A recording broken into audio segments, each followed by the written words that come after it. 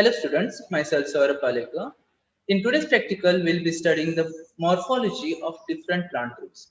So here, under the division, under the kingdom Plantae, we're going to study the different divisions, okay, and even the classes of the taking certain specimens into consideration. Let us move on with the first specimen, that is Markensia. So Markensia, it is also called as liverwort. Liverwort because the thallus of the that is thallus body of the Markensia, it resembles like a liver, okay, morphologically.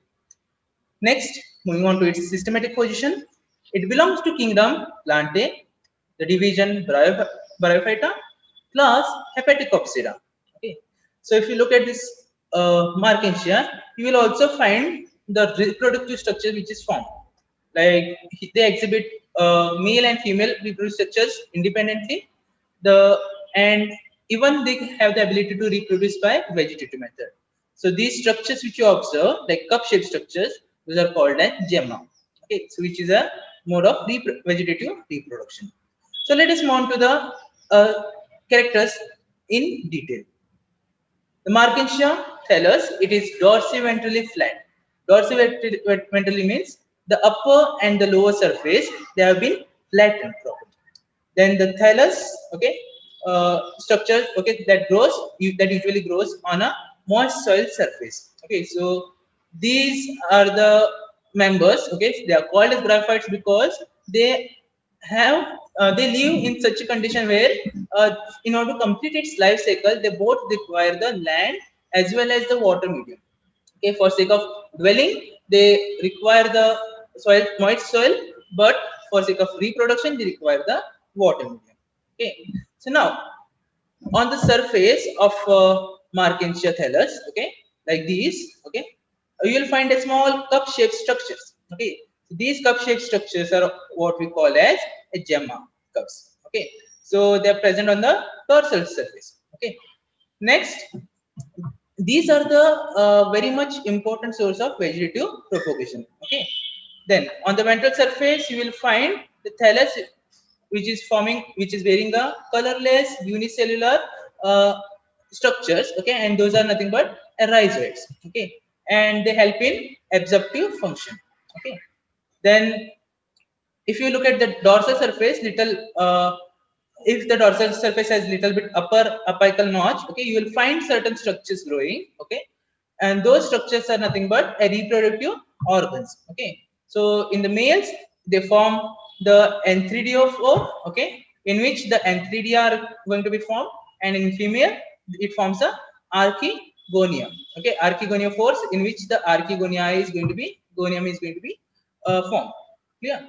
So this is the description of Markensia. The next specimen is Funaria. Okay, the Funaria, it also belongs to kingdom Plantae with the same division, that is Bryophyta, and the class here is Bryopsida. Okay, so looking at its characteristics, you will see that the thallus of Funaria, it consists of upright, that is stem-like structure. Okay, the stem that bears a small ovate leaves. Okay, so the leaves are little bit oval-shaped structures like this. Okay, so the leaves are very much smaller, very much minute. You need to observe it under microscope. So the leaves are ovate. Okay, and the leaf-like structure which are without midribs. Okay, so the leaves, they're usually green and are spirally arranged on the stem like portion. Okay, so it's not a true stem, it is stem like appearance which is going to be formed. Okay, then the thallus, okay, so entire body, okay, so it is divided into foot, okay, then seta, okay, and a capsule. Okay, so foot region, it is going to contain the rhizoid and the leaf part. Okay, leaf like structure. Then the seta is a long tube like structure which is going to be formed, like you can observe here. So this reddish or reddish brown color appearance which is there, this is nothing but the seta. Okay, and this green color which you observe at the tip, which is a swollen oval shaped or elliptical shaped structure, those are nothing but a capsule. Yeah. So these reproductive structure organs which are present are grown on this separate branch, okay, of the same thallus. Okay, so within this capsules, you are going to find the reproductive organs. Okay. Next, the next specimen is Dryopteris. Okay, so Dryopteris are nothing but one of the ferns. Okay, so looking at its systematic position, it belongs to kingdom Plantae, division Pteridophytes, class Phelicopsida. Okay, so here they usually migrate or reproduce by spore formation, and the spores are produced on the lower surface. Okay, so lower surface of the leaves. Okay, so let us look into the characteristics. Okay, so the Dryopteris is a fern. Okay, which is a pteridophyte, and it's a growing rhizome. Okay, so rhizome in the sense a horizontal stem which is going to be formed. Okay, and those are nothing but we call as a rhizome. Okay, so rhizome, these are short. Okay, they are thick and it is covered with the scaly leaves. Okay, small scales are going to be present and a cluster of adventitious roots. Okay, so these roots are nothing. So here you are going to find the roots which are present. They are nothing but adventitious roots. Then the leaves. Okay, so the leaves of the ferns are commonly called as fronds. Okay, and each frond, okay, it is having a leaflet like structures. Okay, now this leaf, in order to form, okay, it initially originates as a coiled like structure. Okay, so that coiled structure is called as circinate venation. Okay, so here you can observe, so this structure, okay, that is before formation of this frond, it is in a coiled structure and it is called as circinate venation. Okay, next, the petiole is long, okay, and cylindrical and covered with uh, hairs, okay, when they are young. So you can observe here the leaves which are present, they are little bit hairy, okay, when they are in younger condition. Then the spores, they produced on the ventral surface of the leaves. So here you can observe these are the spores which are present on the ventral surface. That means the lower surface of the leaves. So this becomes the dorsal surface, and this is the ventral surface of the leaf. Okay. So moving on to the next specimen, that is Pinus. Now, Pinus, it belongs to kingdom Plantae, division gymnosperms. Okay, so gymnosperm refers to naked seeded. Okay, that means whatever the seeds are going to be formed, they are without any covering. Okay, and it belongs to class Coniferopsida. Yeah. So this is how they have a peculiar characteristic. Usually, whatever the structures are formed, those are called as cones. Okay, and the leaves, they are very much pointed structure. Okay, needle-like structure, and very thickly with very thick cuticle. Then these are usually the gigantic trees. Okay. Next, moving on to its characteristic, the pinus, it is a cone-shaped tall tree. Okay, the stem, it is very hard, woody, cylindrical, rough, and branch. Okay. Next, the needle-like green leaves. Okay, they are called acicular leaves. Okay, so acicular matlab needle-like. Okay, so needle-shaped leaves are called as acicular leaves. The reproductive organs, they are born in male and female cones and are and in they are present in same plant. Is it clear? There is one more plant called as cycas. Okay, in which the male and female plant parts are born on different individual plants. Okay, but here both the male and female cones are being born on same plant itself. Yeah. So this completes the characteristics of pinus. Next, moving on to the dicotyledonous plants, that is also called as dicot plant. Okay, the type specimen is a pea. Okay, pea plant. Scientific name is Pisum sativa. Looking at its scientific position, it belongs to kingdom Plantae, division Angiospermae, and class Dicotyledone. Okay, so if you observe the characteristic, the dicots and monocots, they exhibit distinct characteristics. So looking at the characteristics of dicot plants, so here the plant body, it is differentiated into root, stem, and leaves. So these are the roots. This is a stem part, and here you are going to find a leaf. So the leaves, they are simple or compound. Okay, that means you will find a simple leaf, or you are going to find it as compound leaf, in which you will find the leaflets. Okay, and most common peculiar characteristic is they have a reticulate venation.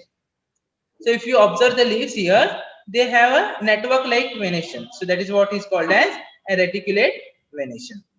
Clear? So the flowers, they are tetramerous or pentamerous.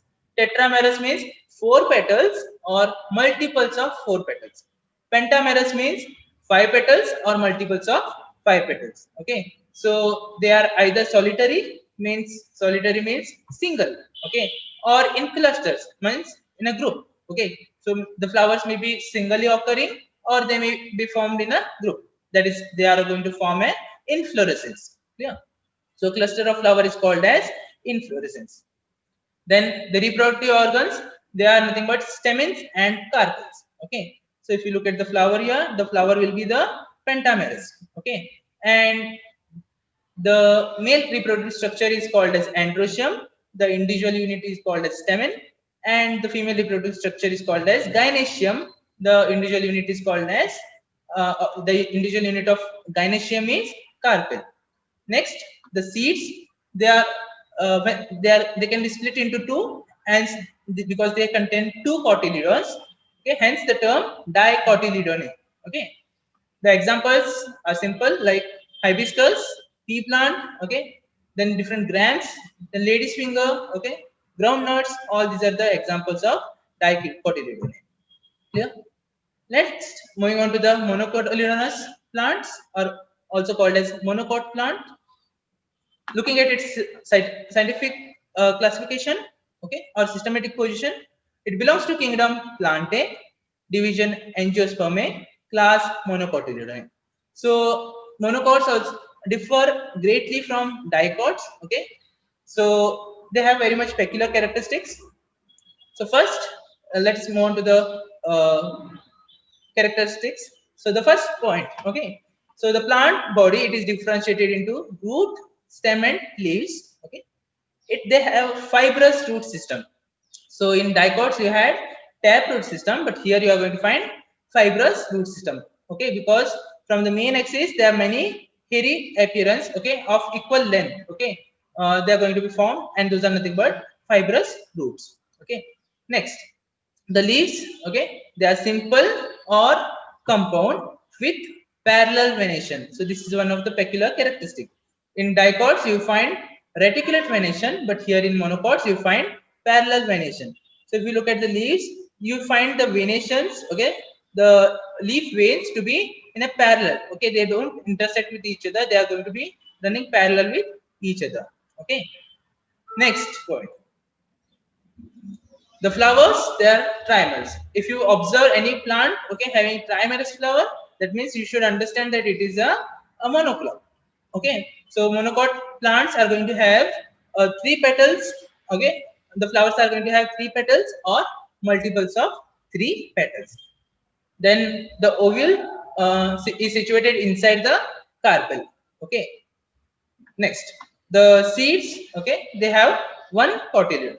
Okay, so the type of examples are the maize, the wheat, and sugarcane, paddy, rice, and so on. So basically, all the grass members, they are going to be considered grouped under monocotyledon. Okay, even the orchids. Yeah. So here are some certain examples. So this is a sugarcane. Then this is a maize. Okay, and this is a this is a wheat, and this is a maize. Okay, that is a corn. Okay, so these are the different examples of a plant specimens under this experiment. So this completes your experiment, that is study of morphology in uh, plant kingdom. So this completes your today's practical. Thank you.